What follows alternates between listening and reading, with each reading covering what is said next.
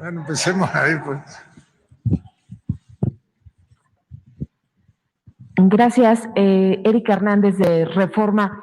Secretario, preguntarle, todavía en el ambiente ronda esta idea de que el presidente tiene algo más que COVID.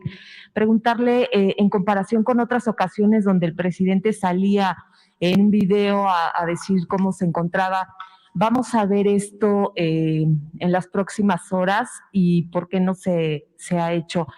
Y preguntarle al director del IMSS, ya resumió cuántas recetas sí se surten, pero quisiera preguntarle las que no se surten. Ustedes reconocían que al menos en el último año 10 millones de recetas no se surtieron. ¿Qué es lo que está pasando? ¿Qué tiene que suceder para que se cumpla el 100%? El presidente había dicho que estaban al 100% de medicamentos para el 2023 y 2024. Son 10 millones de personas o quizá millones pero son millones de personas las que no han recibido su medicamento. ¿Qué es lo que está sucediendo? Si nos pudiera detallar.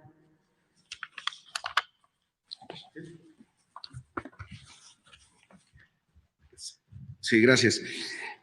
Fíjese, justamente el año pasado se surtieron 224 millones de recetas.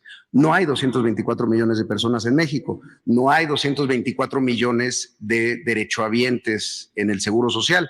Y es más, de los derechohabientes del IMSS, no todos necesitan un medicamento. Ese es el primer tema. Usted acaba de decir algo que es falso. 10 millones de personas, y es justo la información que… Bueno, si quieren no tomen en cuenta 10 millones de personas, 10 millones de recetas. Sí, bueno, pero es importante corregir porque es también su responsabilidad dar la información como es. Entonces, no son 10 millones de personas. Hay muchas personas que reciben una receta con diferentes medicamentos.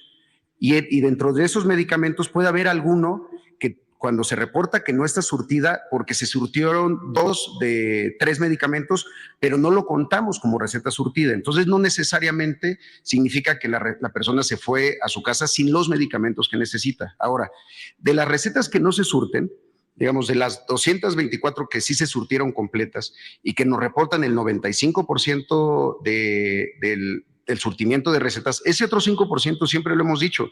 Claro que nos preocupa ese 5%, porque en el IMSS significan millones de recetas. Sin embargo, no significa que no se hayan entregado. En el IMSS, primero, esas recetas, si no se surten en el primer momento, no pierde su caducidad y se puede surtir en el mismo lugar en otro momento, o se manda a la persona a otra unidad para que sea donde sí se le surte.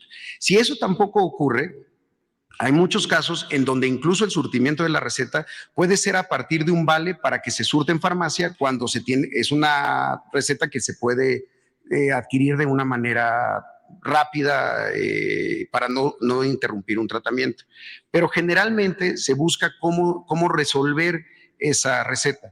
Lo que no está reportado en Reforma es justamente el número de recetas que sí se surten. Adicionalmente a eso, pues sí hubo un decremento en el surtimiento de recetas durante la pandemia. La pandemia implicó el detenimiento de muchas actividades, muchos laboratorios por contagios de COVID en el mundo que le surten a México, tuvieron bajas en su productividad, empezaron a haber incumplimientos en los propios contratos. Eso nunca debe de ser para nosotros un pretexto, ni mucho menos. Es simplemente una explicación de qué es lo que ocurre.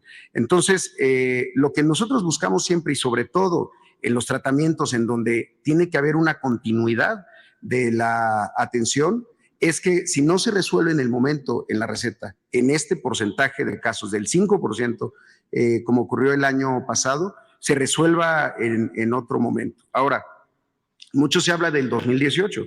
En 2018 hubo 216 millones de recetas surtidas, pero un reporte del 99% de abasto, porque también había mucha facilidad de decir sobre lo que se solicitó, se abasteció un porcentaje del 99%, aunque no estuviera calculado en recetas surtidas.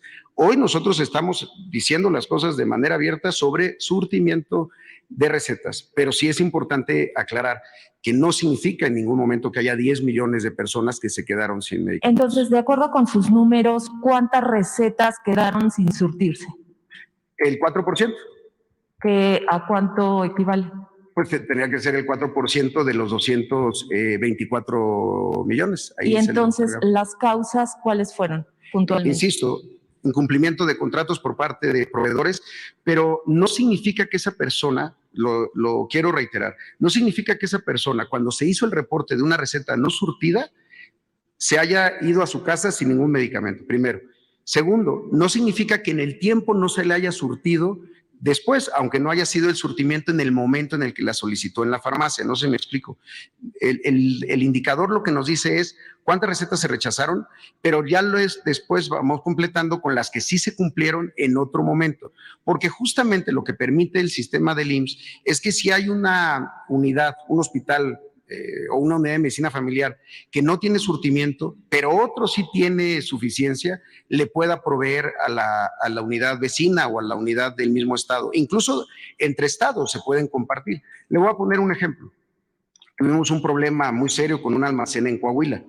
Hoy Coahuila estamos surtiendo porque otros estados surten, que eso es justamente lo que no pasaba en el tan defendido Seguro Popular, que no tenía forma de conectarse en un sistema único a nivel nacional. Entonces, lo que les digo es, nuestro nivel de surtimiento del año pasado estuvo arriba del 95% con 224 millones de recetas surtidas.